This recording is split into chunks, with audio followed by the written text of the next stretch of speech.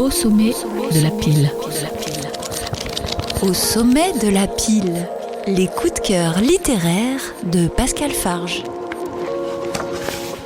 Haute folie d'Antoine Vauteur, édition Gallimard. Vous êtes sur Globule Radio 90.5 FM.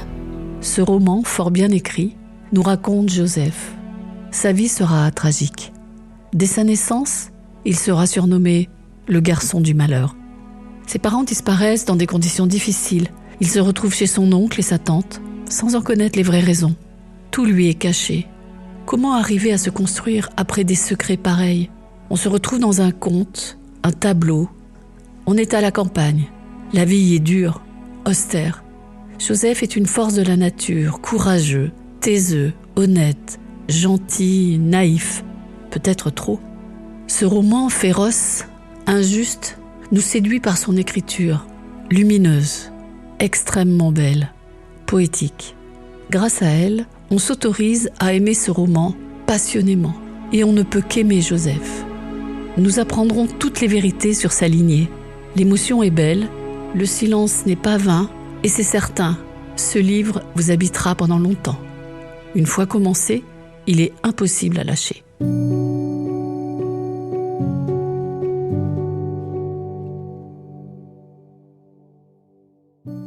Minuit, cet été-là, quand la foudre frappe le vieux tilleul, l'atteint au cœur, le cuivre et le roussit, puis changé en torche, quand elle s'invite dans les hautes terres, entre les haies à chauve-souris, et remonte jusqu'à la ferme pour entièrement la balayer, la dévaster.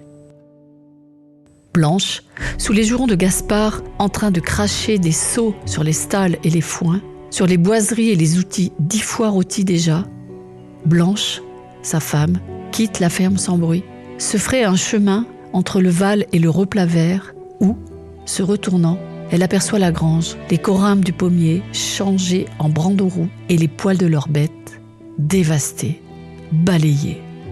Le souffle court, portant quelque chose, ou disons le maintenant, main sur le bas du ventre. Elle gravit la côte débouchant sur la crête au cassis, et sur elle, s'agenouille. Puis, n'y tenant plus, fondue sur un tapis de mousse, elle remonte sa robe à hauteur du genou et se met à hurler, des cris qui semblent contenir toute la douleur du monde, des cris tels que les flammes, tout en bas de la ferme, soudain, se figent. C'était Au sommet de la pile, les coups de cœur littéraires de Pascal Farge. Retrouvez ce podcast sur toutes les plateformes de streaming et sur globule.chamonix.radio.